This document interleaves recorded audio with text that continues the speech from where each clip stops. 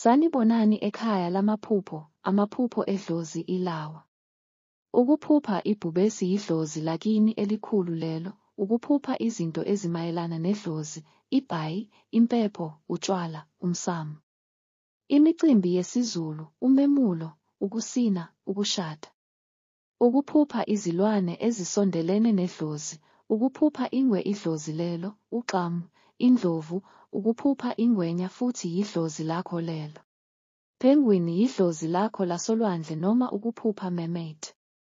Inyoka ebrown ichaza idlozi.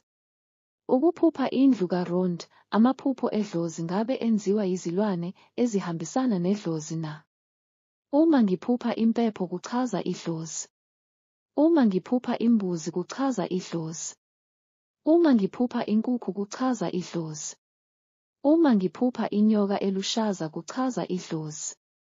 Uma ngiphupha inyendle okuyisilwane esithi uma sikhala endlini kuthiwe makwenziwe utshwala bese siyathula, ngabe uma ngiphupha inyendle kuchaza idlozi. Uma umusha kule channel bengicela ushaye subscribe uphinde ushare nelink.